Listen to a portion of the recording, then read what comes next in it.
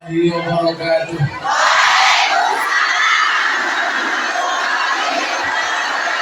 Alhamdulillahil qail. Bismillahirrahmanirrahim. Alladzi khalaqal mauta wal hayata liyabluwakum ayyukum ahsanu amala. Wa qala aidan innallaha wa malaikatahu yusholluna 'alan nabi ya ayyuhalladzina amanu shollu 'alaihi wa sallimu taslima. Shollu 'ala nabi Muhammad. Shollu 'ala nabi Muhammad. Allahumma sholli salatan kamilatan wa sallim salaman taman ala sayyidina Muhammadin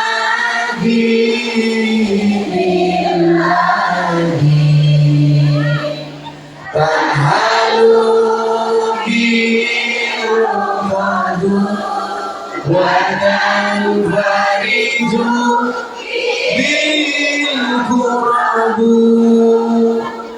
wa tuqada bil hawaiju wa tunalu bil rahaibu wa husnul khawatimi wa yustasqal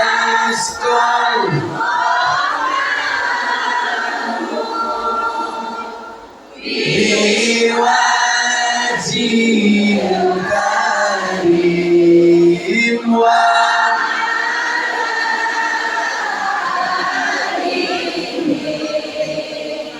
wa sahbihi fi kulli lamhatin wa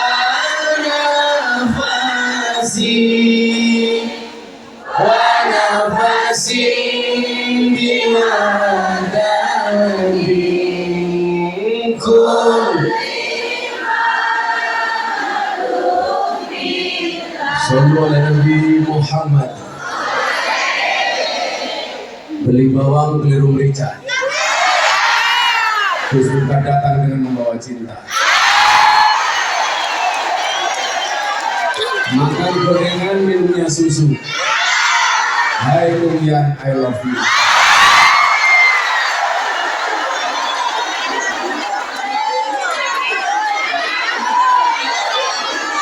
Alhamdulillahirrahmanirrahim. Siang menjelang sore ini kita kembali dipertemukan. Saya datang atas nama cinta, Anda datang atas nama cinta. Berarti endingnya harus bahagia. Karena jatuh cinta itu harus bahagia. Karena kalau susah namanya jatuh tempo. Kebahagiaan yang paling tinggi adalah ketika kita bahagia dan Allah ridho. Saya yakin pertemuan siang hari ini mendatangkan ridhonya Allah. Saya yakin siang hari ini mendatangkan rahmatnya Allah. Pertanyaannya adalah kenapa ada bahasa istiqomah di dalam beragama? Karena kita tidak pernah tahu dari semua banyak amalan kita mana yang diterima oleh Allah. Kita nggak boleh sombong. Gus, saya sudah berjilbab. Gus, saya sudah umroh. Saya sudah haji. Saya sudah sedekah. Saya sudah ikut ngaji. Bahkan saya sudah berbakti dengan suami. Suami menyakiti, saya tetap berbakti. Tapi mohon maaf. Oh enggak. Suami berbakti, saya cari suami lagi.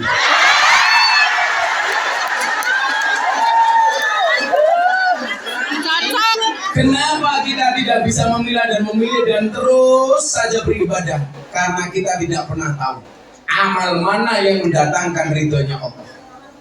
Bapak Ibu, orang masuk surga itu besok bukan karena banyaknya amal, tetapi karena rahmatnya Allah. Ada satu cerita, ada orang masuk surga ditanya sama malaikat. Ini semuanya besok pasti akan ditanya sama malaikat. Termasuk begitu kita masuk alam kubur, pasti ditanya sama malaikat Munkar Nakir. Minimal ditanya, man rabbuka? Jawaban, kamu nanya. Kamu nanya. Kamu nanya. Langsung pukul cangkemmu oleh malaikat. Ini ada orang masuk surga, ditanya sama malaikat, hei kamu masuk surga. Kamu masuk surga karena apa? Dijawab karena amalnya. Dijawab sama yang bersangkutan karena amalnya. Maka malaikat ini tidak percaya. Dia mengatakan, kamu jelas Tony Boster. Watonmu nih dobo si banter. Becak tanpa pir, waton jeblak tanpa mikir. Gajah di belangkoni, orang sedeng. Akhirnya malaikat sowan kepada Allah. Ya Allah ya Rabb, kebahagiaan tertinggi hamba itu apa? Dulu ada ustadz yang mengatakan kenikmatan tertinggi di surga itu adalah seks. Menurut saya ini salah besar. Orang berpuasa itu dijanjikan dua hal. Ada dua kebahagiaan bagi orang yang berpuasa. Satu, saat datangnya buka puasa, betul? Bahagia saat datangnya buka puasa. Kemudian yang kedua apa? Dijanjikan besok di akhirat akan langsung ketemu dengan Tuhannya. Berarti apa? Puncak kenikmatan di surga itu bukan seks, tapi ketemu Gusti Allah. Kalau puncak kenikmatan surga itu seks, gak usah ke surga, cukup ke sarkem saja. Salah. Ternyata puncak kenikmatan tertinggi adalah besok ketemu dengan Allah. Zat Khalik yang selama ini kita sujud, yang selama ini kita ruku, yang selama ini kita berdoa, besok di akhirat kita akan ketemu langsung. Amin Allahumma. Amin. Tapi bagi Bapak BMI ada 3 kebahagiaan bagi orang berpuasa. 1, buka puasa. 2, ketemu dengan Tuhannya. 3, mokel.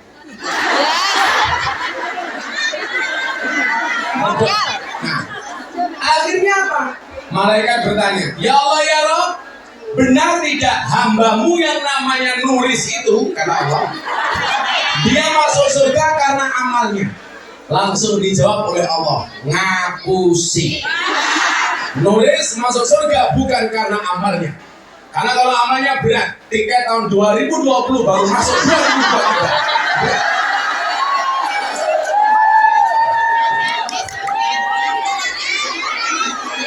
Tapi kan keren bayar utang. Buktinya Gus Miftah tetap datang. Jadi berarti saya diundang itu hanya untuk bayar utangnya Bu Nuris.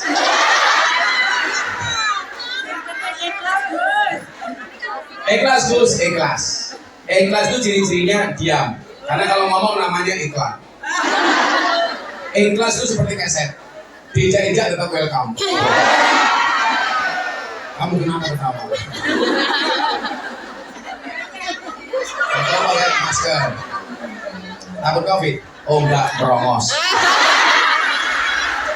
Akhirnya apa? Malaikat bertanya, ya Allah ya Rabb, jika dia masuk surga bukan karena amalnya, lantas karena apa? Allah jawab, karena rahmatku, karena kasih sayangku. Makanya coba Anda lihat, kenapa dari 99 Asmaul Husna yang paling populer dan Allah paling suka disebut dengan Ar-Rahman Ar-Rahim. Makanya kenapa Bismillah itu bunyinya Bismillahirrahmanirrahim. Padahal nama Allah 99. Kenapa Allah tidak menasbihkan dirinya dengan kalimat Bismillahil Malik atas nama Allah yang Maha Raja di Raja? Enggak. Allah tidak mengatakan Bismillahil Aziz atas nama Allah yang Maha Perkasa. Tidak. Allah tidak menggunakan kalimat umpamanya Bismillah Dzul Jalali wal Ikram. Tetapi Allah lebih senang dipanggil dengan kalimat Bismillah Ar-Rahman Ar-Rahim. Kenapa? Karena Allah ingin menunjukkan rahmat dan kasih sayangnya. Coba kalau nggak ada rahmat dari Allah untuk Kung Yan di Hong Kong, Anda akan kerepotan kalau sholat setelah masak daging babi. Tapi karena rahmatnya Allah, semuanya bisa dinego. Ya Rob, ini saya darurat. Saya tadi pegang daging babi, tapi sekarang sudah datang waktunya sholat. Kalau saya harus mandi 7 kali, juragan saya malah curiga. Masa kelon sampai kayak gitu.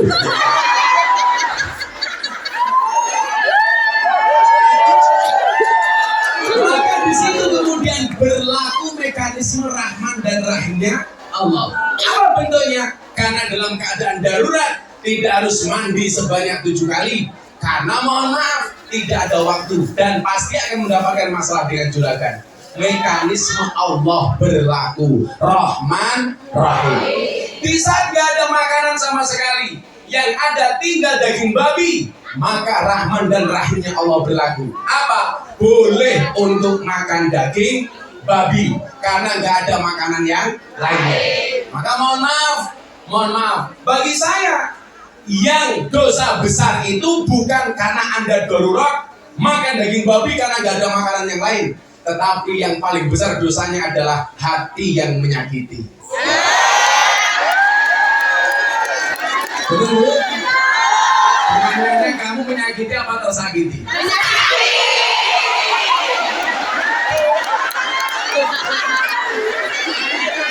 Menyakiti dong.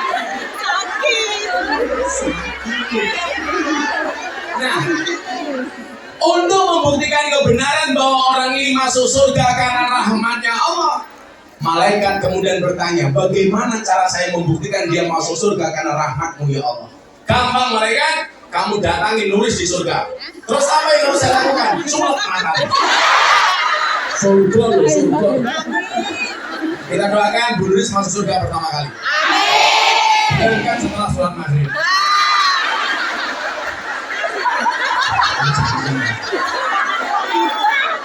Udah kita doakan Bu Nuris panjang umur. Amin. Orang sedunia mati nulis hidup sendiri.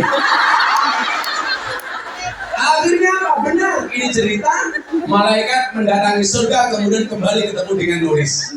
Nuris, canggung untuk bos. Kamu katanya masuk surga karena amal, ternyata karena rahmatnya Allah. Akhirnya apa yang dilakukan oleh malaikat? Diambil 1 biji matanya Bu Nuris kemudian ditimbang. Begitu ditimbang ternyata mohon maaf, amal ibadah dari 1 biji matanya cuma 10%. 90% isi maksiat. Nonton bokeh.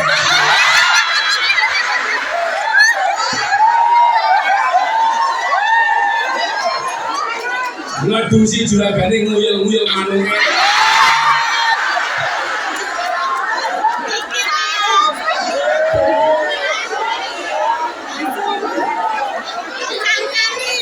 Malah diselendiki kayak pendek.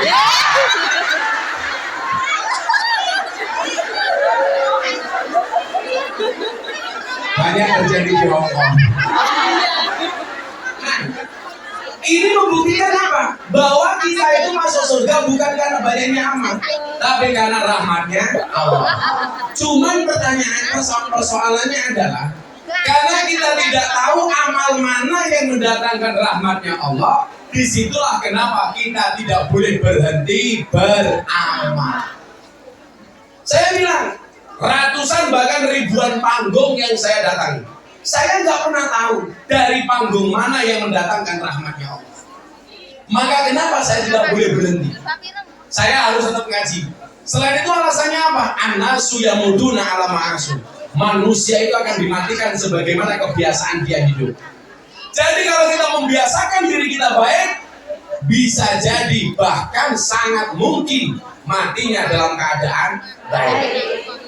Maka sempatkan dirimu membaca Al-Quran setiap kali mau tidur, walaupun cuma 2 ayat. Kenapa? Karena itu adalah amalan, salah satu amalan terbaik. Kalau biasa membaca Al-Quran, bisa jadi besok kematian itu datang, kita mati dalam keadaan membaca Al-Quran. Padahal orang yang membaca Al-Quran itu sama dengan telepon-teleponan dengan Allah. Betapa bahagianya, puncak kenikmatan tertinggi ketika kita langsung komunikasi dengan Allah. Lawang kamu telepon bojone wong seneng ya. Wong iki tahu. Dia belum dulu. Biasanya jilbabe pink.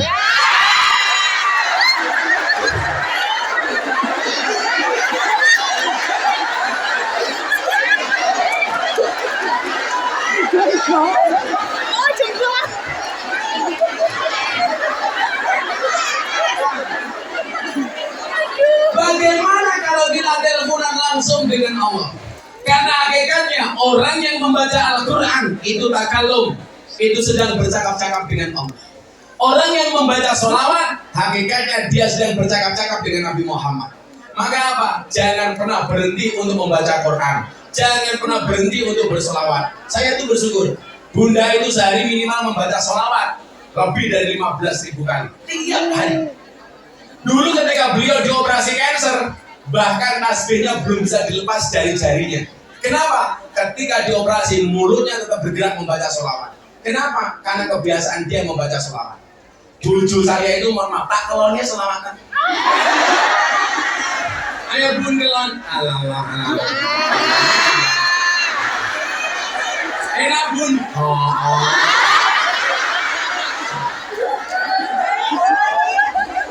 Kuliahnya lebih Cie pikir. pengen cie. Menjawab kancane ya dipikir. Iya oke.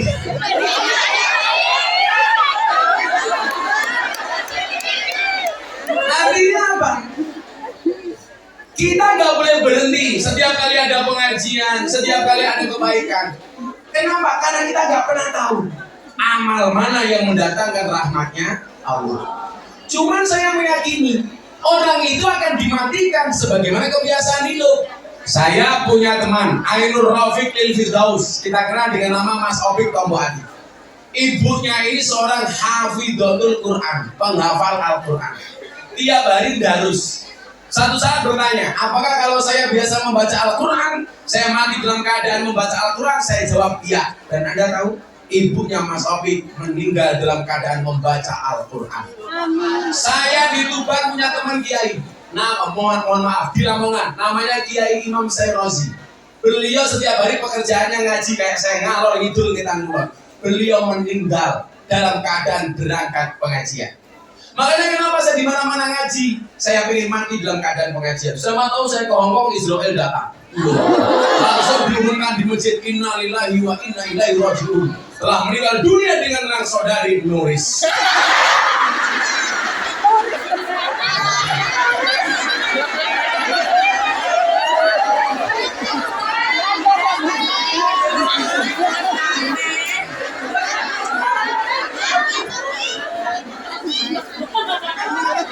Sabar, Gun. Sabar itu tidak. Iya. Ngatur.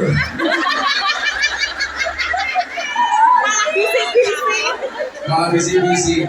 Dia itu bisik-bisik bukan menyampaikan pesan ke aku, tapi ingin dekat dengan aku. Sorry ya Bu, saya sama Bu Nuris itu seperti Indomaret dan Alfamart. Maksudnya apa? Berdekatan sih tapi gak pernah jadian. Kan Nuris sudah tua. Aku bisa lagi dulu kan. Karena saya kerajinan.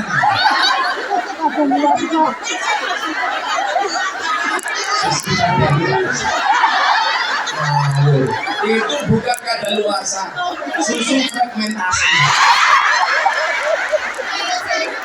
Malah kayaknya aku. Menyegarkan. Tanggung Maka ibu, nggak ada alasan bagi kita untuk tidak berbuat baik. Kiai saya itu Imam Syairozi, akhirnya beliau berangkat pengajian dan beliau meninggal dunia dalam keadaan berangkat pengajian. Nah, maka kenapa? Berdiri. Ibu-ibu habis selesai juga mau berdiri.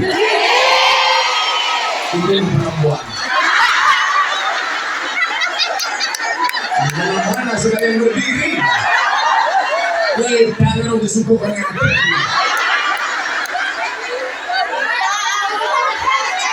Oke, setelah minum saya berdiri. Minumnya OTW. Oke, tunggu aja. Ojo takon wae. Air kelapa. Kita pakai telat. Ini yang mau masuk Islam 2 orang ini. Iya.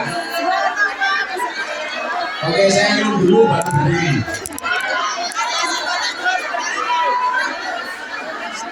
Nanti yang mau bertanya di akhir sesi silakan ditulis. Siap. Diajukan ke sini akan saya baca. Tadi pagi saya bilang saya buat lomba konten TikTok atau konten medsos. Silakan diposting, laporkan ke Mbak Nuris. Nanti saya pilih tak kasih hadiah. Nanti nggak harus sekarang, nanti jadi dulu. Kamu dakwah menggunakan medsosmu. Apa yang belum ngerti dari medsos ini?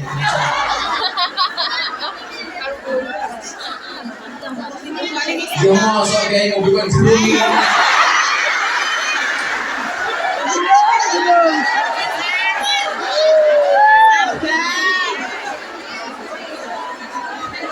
Apa dasar gini?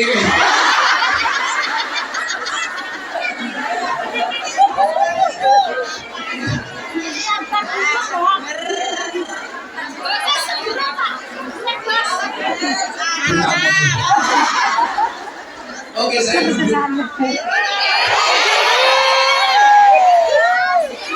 Waduh, biro.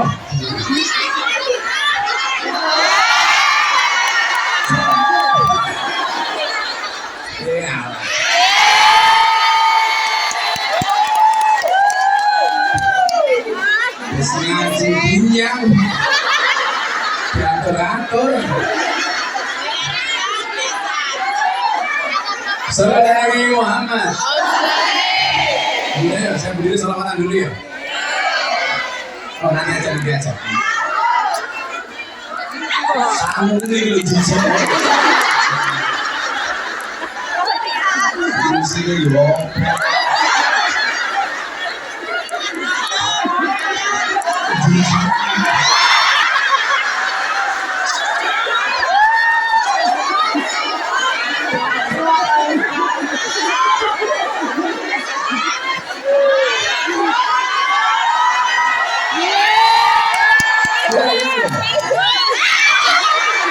Saudara Nabi Muhammad.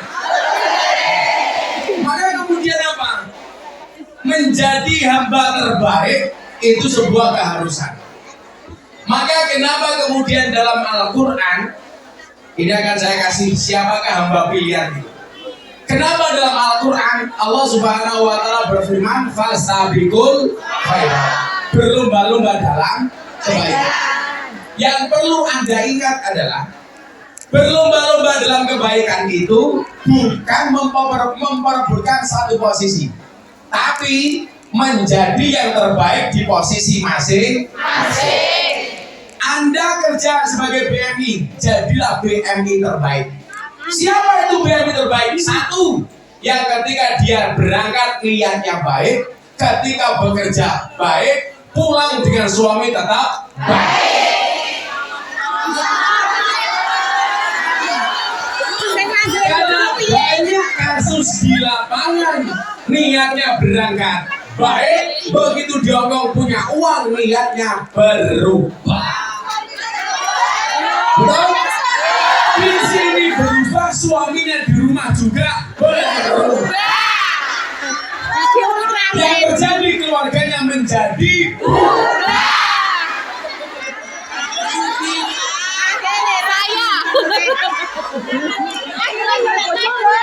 Langsung nyanyi rungkat.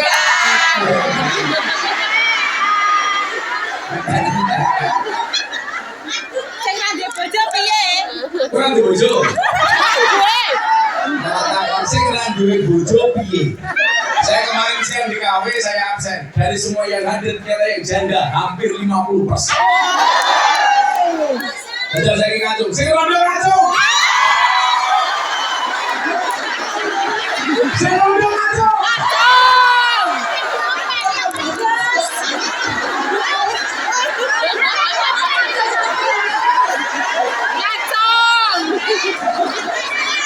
Wahai para janda, ingatlah, bisa jadi cinta pertamamu meninggalkan luka. Tapi yakinlah, cinta keduamu insya Allah menghadirkan surga.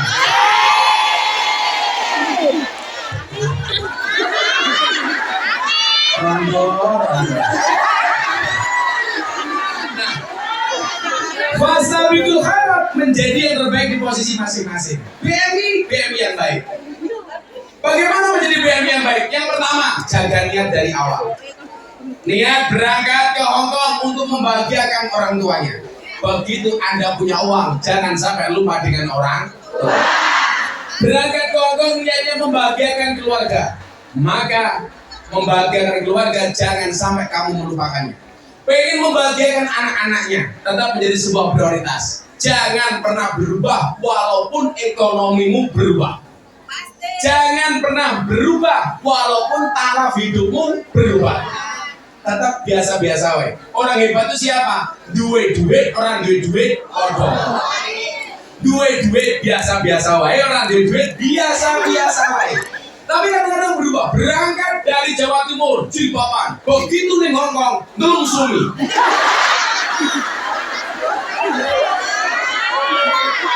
Sobat kabeh. Panas, Gus. Kenapa?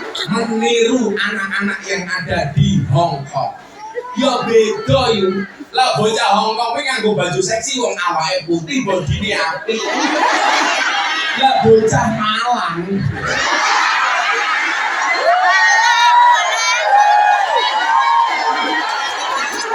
Melu-melu fashion-e kaya bocah Hong Kong, pakai you can see, model tunggae meletek. Kakinya belang-belang, ora pantes. Podo-podo nyawangi, aku milih nyawang cah Hong Kong. Podo-podo dosane. Ayo bayangno, nulis kanggo you can see.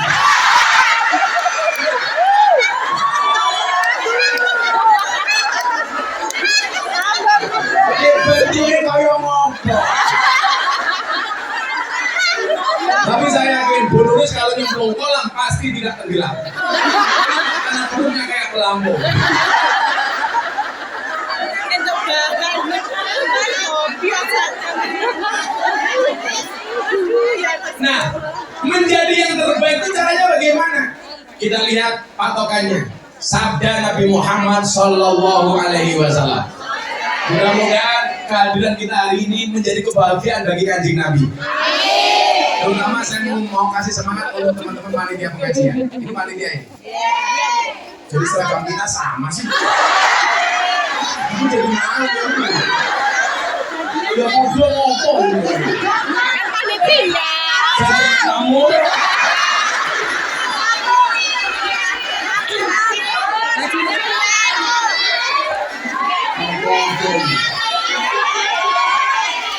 Jodoh. Untung di kamu ruginya aku.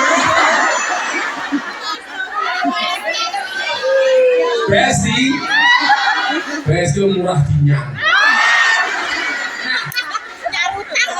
Saya mau kasih sebelum saya lanjutkan yang terbaik untuk panitia. Saya mau cerita. Habib Mundir Al-Musawwa Almarhum. Beliau orang yang sangat dekat dengan Rasulullah. Bahkan kematian beliau sudah prediksikan karena langsung mendapatkan kabar dari Rasulullah.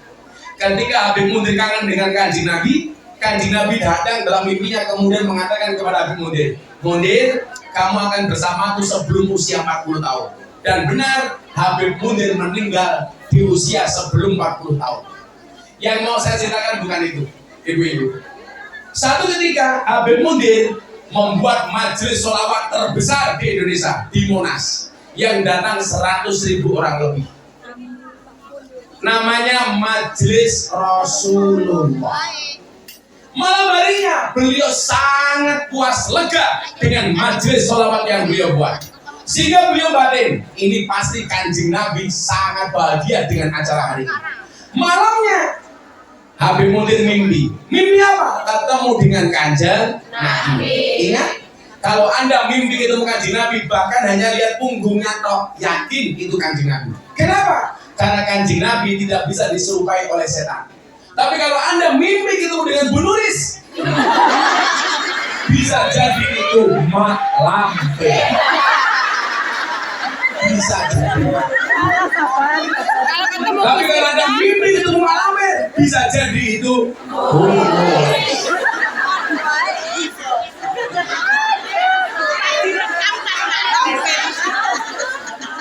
Tapi kalau Anda mimpi ketemu Gus Miftah, bisa jadi itu Sahruhan.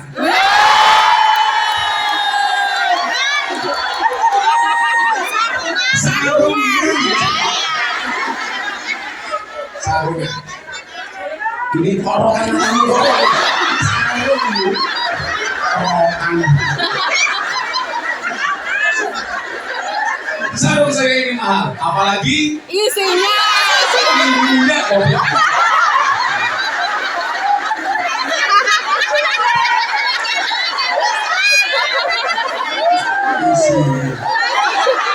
Kamu jadi bayarin apa?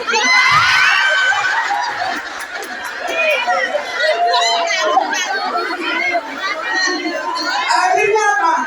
Di dalam mimpi itu Nabi Muhammad kelihatan sangat bahagia. Ya Allah. Maka kemudian Nabi Mundir bertanya kepada Nabi, wahai Nabi, saya doakan semua yang hadir mudah-mudahan dikasih mudah untuk mimpi ketemu dengan Kanjeng Nabi. Caranya gampang, istiqomahkan sholawat minimal ada 1000.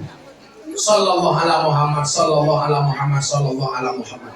Gak sampai 5 menit kamu nyapu sambil sallallahu ala Muhammad boleh. Pertanyaannya bukan masalah bisa apa nggak bisa, tapi mau apa enggak mau. Saya yakin kita semuanya mau.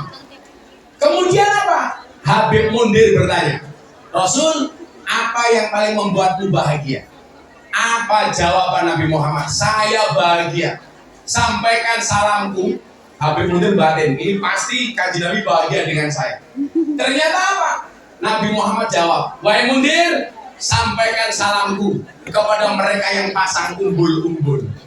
Wahai Mundir, sampaikan salamku kepada mereka yang pasang tenda, kepada semua orang yang terlibat dengan acara itu.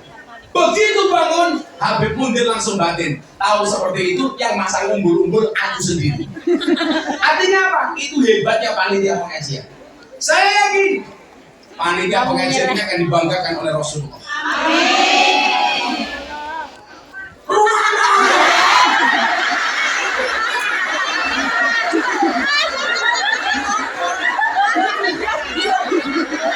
Malah ngitung batin. Iya ya. Ojo kalah sopir.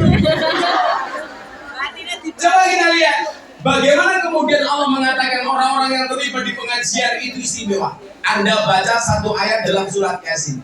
Waja'a min aqsal madinati rajulun yas'a. Qala ya qaumi tabi'ul mursalin. Ini artinya apa, Mbak? Ini sangat indah. Waja'a min aqsal madinah, telah datang dari sudut kota rajulun, seorang laki-laki.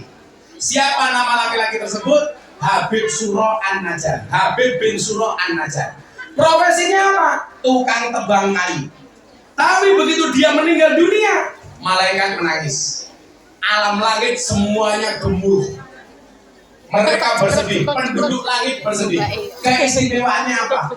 Padahal Habib bin Suro An-Najjar ini bukan kiai, bukan dai, bukan ustadz, bukan wali, bukan nabi. Tetapi kematiannya membuat alam langit bergemuruh. Malaikat menangis, penduduk langit menangis. Alasannya apa?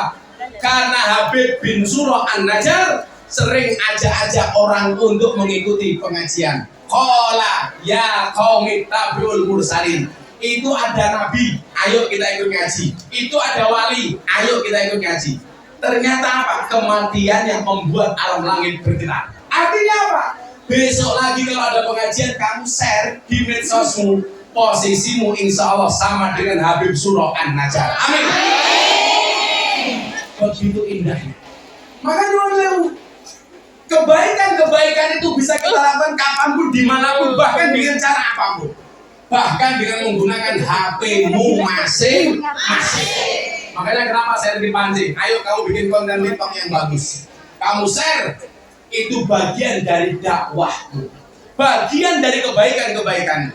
Itulah yang terbaik. Maka Nabi Muhammad kemudian bersabda apa? Ahabbul a'mali ahabbun nasi ilallahi anfa'uhum linnas.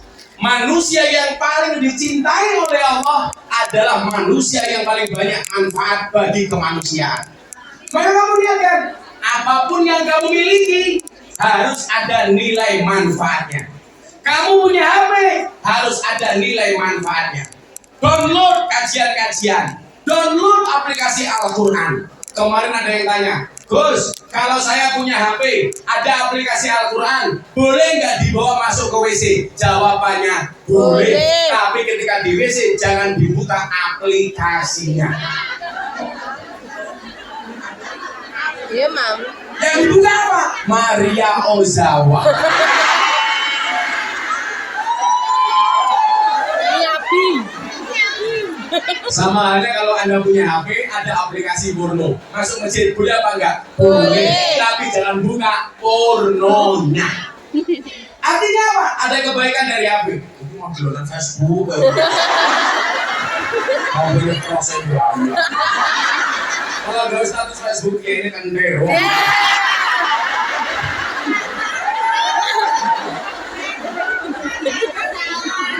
Uyan kok terus. Ahabun nasilallahi anfa'um linnas.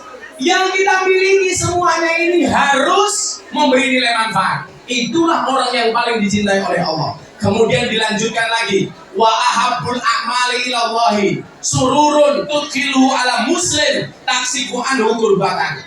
Kalau manusia yang paling dicintai oleh Allah, yang paling banyak manfaatnya, amal apa yang paling dicintai oleh Allah? Amal yang paling dicintai oleh Allah itu adalah sururun, ketika kebahagiaan. Tudkhiluhu ala muslim, yang kamu berikan kepada orang Islam yang lainnya. Taksifu anhu kurmatan, maka orang-orang itu kemudian lepas dari segala kesedihannya. Itu adalah amal yang paling dicintai oleh Allah. Kalau penulis dan panitia hari ini membuat pengajian, kok yang datang ini bahagia, termasuk kategori ini. Sururun tudkhiluhu ala muslim, memberikan kebahagiaan bagi orang Islam, sehingga apa? Orang-orang Islam tersebut hilang kesedihannya. Buktinya apa? Gue ketemu aku bahagia. Berarti apa? Tudkhiluhu ala muslim, memberikan kebahagiaan kepada muslim lainnya. Apa yang bisa kita berikan? 3 hal. Mangkana lahu ilmun, yang punya ilmu, bahagiakanlah orang lain biilmihi. Falyatasodaq biilmihi, sedekahlah dengan ilmunya. Mula. Wa mangkana lahu malun, kamu nggak punya ilmu, punyanya harta. 1 bulan gajinya 50 juta. Amin. Amin. Sekalian jual kulkas juragannya.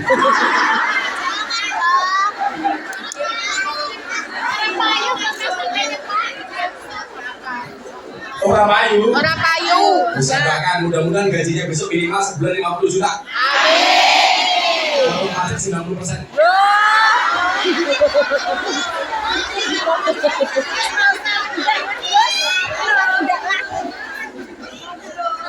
Jangan minta kaya tapi mintalah cukup. Jangan minta senang, minta tenang. Karena banyak orang senang-senang hati kan tidak.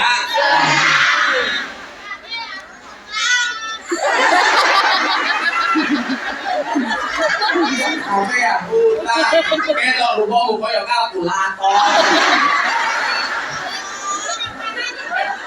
Ya Allah, ya Allah. Nah, menjadi yang terbaik, punyanya harta, punyanya gaji, punyanya uang. Falyatasodaq bimalihi, membahagiakan orang lain dengan menyedekahkan hartanya. Saya dari miskin gak punya apa-apa, gak pernah takut dengan namanya sedekah. Saya begitu menikah tahun 2004, mohon maaf, miskin kuadrat. Walaupun mbah saya kaya 7 turunan, tapi saya keturunan nomor 9.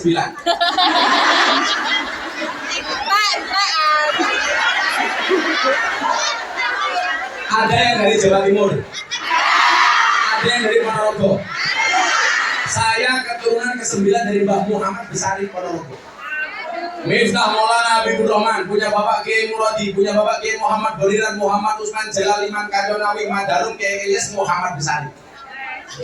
Di atasnya Mbah Anom Besari, di atasnya Mbah Abdullah Mursuk, Mbah Abdullah Mursad, di atasnya Raden Demang, di atasnya Pangeran Demang, di atasnya Panembahan Praworo, di atasnya Susunan Wirasmoro, di atasnya Sultan Trenggono, di atasnya Raden Patah, di atasnya Prabu Brawijaya.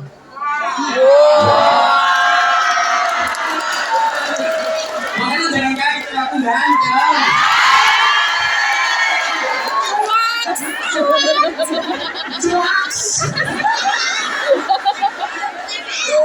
Selebel. Meledak.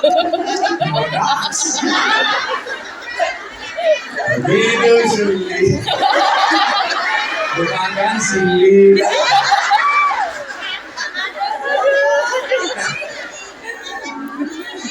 Waktu saya miskin, kiai saya bilang begini sama saya. Hei, gue pengen sugih. Ojo ngitung, ojo pitung, ojo hitungan. So bakal gue ra iso ngitung dalam bahasa Jawa. Saya waktu itu mikir, sing tak hitung ki apa duit dan duit. Saya begitu dulu buka dompet, rasanya ya Allah kayak ngiris berambang. Nangis. Makanya hari ini Anda yang punya banyak utang, punya masalah, silakan datang ke pondok saya.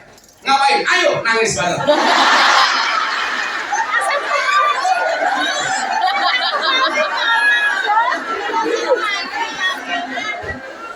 Tapi sekarang istri-istri di Indonesia setelah COVID sudah pintar mencari uang. Maksudnya apa? Dimanapun suaminya uang, pasti ketahuan.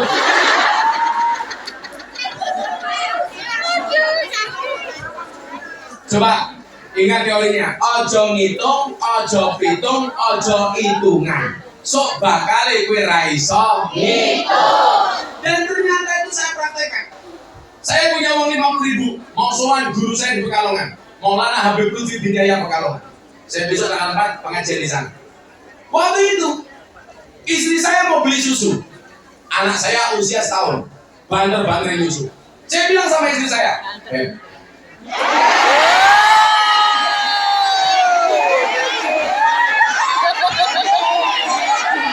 lah aku nyeluk bojoku beb pantes. Aku wis nyeluk bunuris ora pantes. Beb Emangnya biar nenek beb. Ayang. Istri saya jawab, iya say.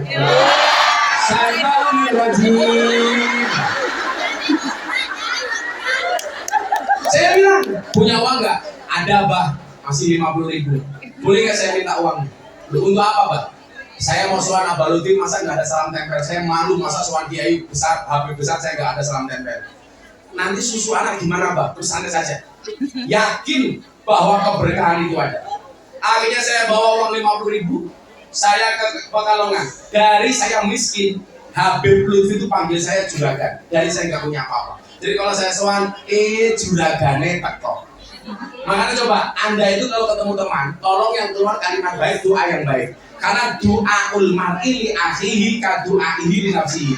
Doa seseorang kepada teman yang lain itu seperti mendoakan dirinya sendiri. Jadi kalau kamu mengatakan dasar kamu tukang selingkuh, berarti yang selingkuh itu kamu. Makanya saya rajin mendoakan orang kaya supaya saya juga menjadi kaya. Saya rajin mendoakan orang lain untuk menikah lagi supaya saya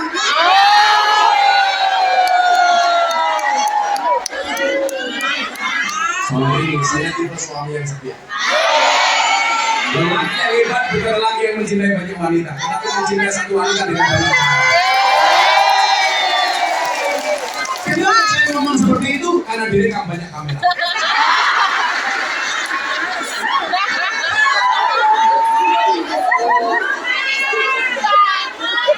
Orang bujuku mau darah. Nah, akhirnya apa? Saya berangkat ke Pekalongan minta didoakan sama Abaluddin. Saya pulang jam 12 malam sampai rumah. Anak saya nangis karena nggak punya susu. Akhirnya apa? Malam itu saya rebutan susu dengan anak saya. Tapi saya berbaik hati. Anak saya tak kasih isinya, saya cukup kemasannya. Tapi yang terjadi apa? Ternyata keberkahan itu nyata. Apa yang kita berikan tidak mungkin kemudian Allah sia-siakan. Yang kemudian menjadikan saya hidup saya enak hari ini adalah keberanian saya untuk tidak hitungan, tidak pitung, tidak ngitung, tidak hitungan, tidak hitungan. Dan ternyata benar. Ketika saya miskin, saya berdoa, Allahumma barik lana. Ya Allah ya Rabb, hari ini saya nggak kuat makan. Tapi satu saat saya harus bisa memberi makan orang. Saya dari dulu rajin puasa. Kalau saya punya uang 10.000 daripada saya untuk makan, saya puasa uang 10.000 saya sumbangkan. Dan ternyata hari ini benar, ratusan santri saya semuanya gratis. Dulu saya nggak kuat tidur. Ya Allah ya Rabb, hari ini saya nggak bisa tidur karena nggak punya kamar tidur. Tapi satu saat saya harus bisa membuat nyaman orang tertidur. Dan ternyata benar, santri hari ini semuanya bisa tidur dengan nyaman. Berarti apa? Pola pikirnya ini yang perlu dirubah. Jadi mohon maaf, Kalau kamu merasa yang kamu miliki itu mutlak punya kamu, Anda salah. Itu hanya Allah titipkan kepadamu. Yang namanya orang nitip, Allah sudah sampaikan, ini kamu tak titipi, tolong kamu bagi. Bagi kepada siapa? Bagi kepada orang lain. Kalau kamu tidak mau berbagi, kata Allah, maka besok kamu tidak akan saya titipi lagi. Akan saya ambil, dan kamu bukan sebagai orang yang saya titipi, cuman sekedar sebagai seorang penerima. Yang perlu Anda ingat, senikmat-nikmatnya menerima lebih nikmat memberi. Maka dikatakan orang nyumbang lebih baik daripada disumbang. Tapi kamu milih disumbang. Traktir sama traktir bagus mana? Traktir. Kamu mau tapi milih di Traktir. Gratisan no. Tangan di atas sama tangan di bawah bagus mana? Di atas. Kamu pilih di atas apa di bawah?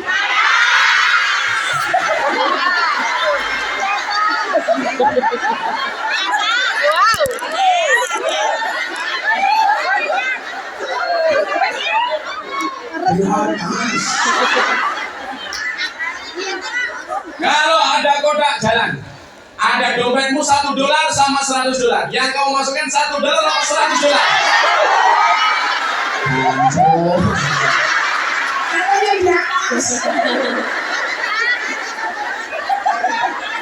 Kamu aja. Lihat ke monyet di kebun binatang, uang sakunya $100. Lihat kiai ada kotak infak, infaknya $1. Berarti lebih mahal kiai apa monyet? Anda lebih menghargai kiai apa monyet?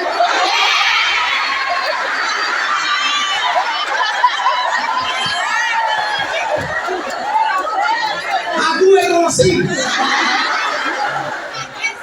Emosi Gus, emosi.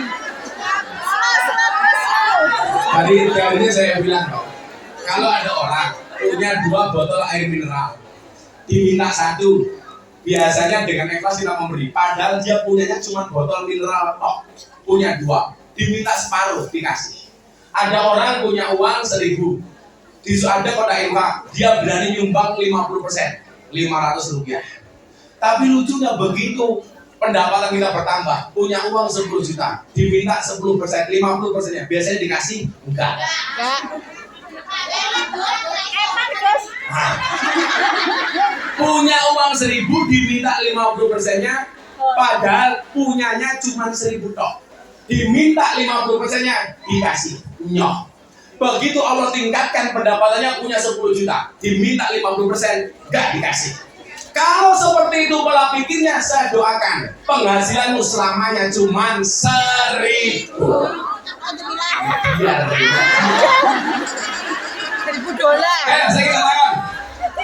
Saya katakan, kalau ada nanti kotak infak punya $100 sama $1, yang dimasukkan 1 apa 100?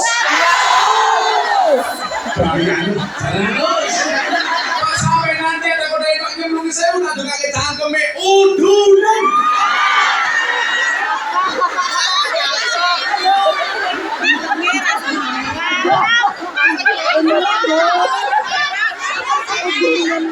Saya mau ngambil duit pulang. Jangan nunggu kaya baru bersedekah, tapi bersedekah sampai kamu menjadi kaya. Selawatan di sini sadar ya. Terus panitia mau bunuh 100 orang siji. Apa ya? Salawat Nabi Muhammad. Gimana salawat apa? Jawa tingkir membedawa, ratau tingkir anda semua. Jawa tingkir makan rambutan, orang tahu tingkir menyimak mikir yang dia. Jawa tingkir ya. Saya kemarin diprotes gara-gara selawat Jawa tingkir. Yang nyanyi ini kan bunda saya si Percil. Bah, gimana Pak? Boleh nggak selawat Jawa tingkir? Boleh, saya bilang. Tapi katanya penghinaannya gimana? Lah itu Jawa tingkir mau bedawet? Loh, boleh. Karena zaman Jawa tingkir adanya cuma degan kopi sama dawet. Ya nggak boleh itu kalau Jawa tingkir ngombe boba. Zaman Jawa tingkir belum ada. Wahyu, sampai wae $100 yo, ramu siji, udunen. Salatullah salamullah ala toha rasulillah. Salatullah salamullah ala yasin habibillah. Ala yasin habibillah. Tawassalna bismillah wa bil hadi rasulillah wa kulli mujahidillah bi ahlil badri ya Allah, bi ahlil badri ya Allah.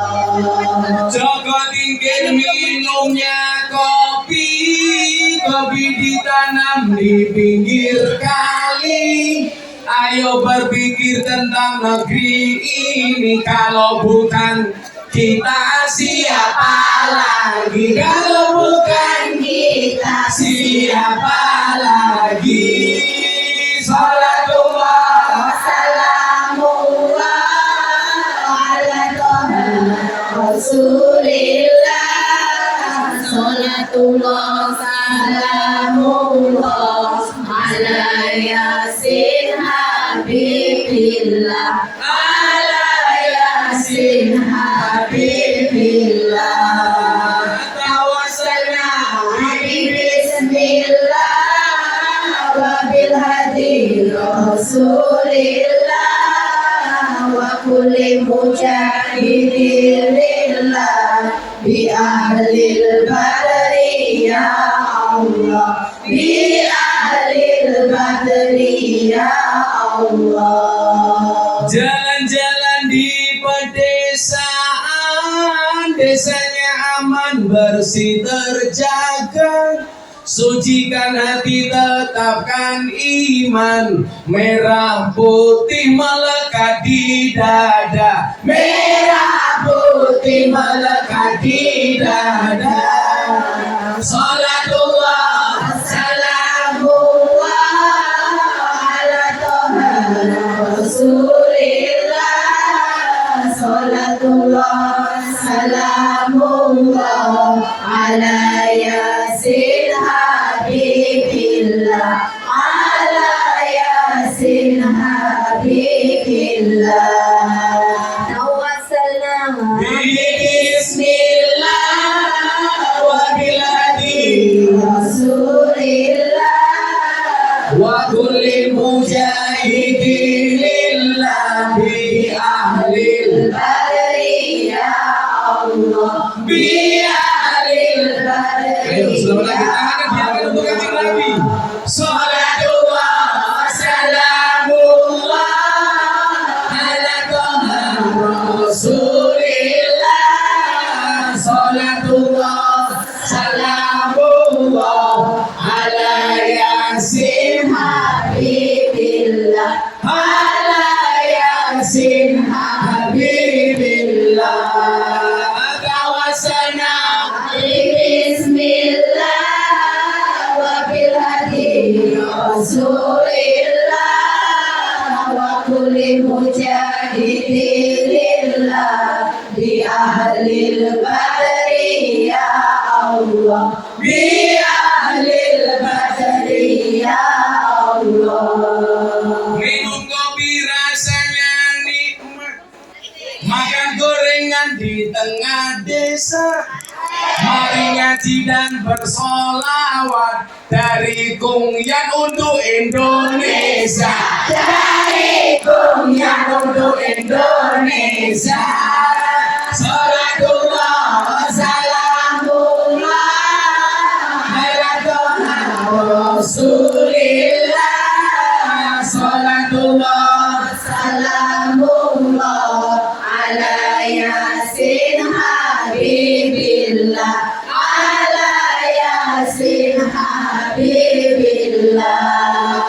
Tawassalna bismillah wa bil hadi rasulillah wa kulli mujahid بأهل البدر يا الله بأهل البدر يا الله. Buah belimbing, buah pisang, raine glowing, kakinya belang-belang. Buah belimbing di atas ketek, raine glowing, tungkae raine glowing, tungkae. Salatullah wa salamullah ala toha Rasulillah. Salatullah salamullah ala yasin habibillah. Ala yasin habibillah.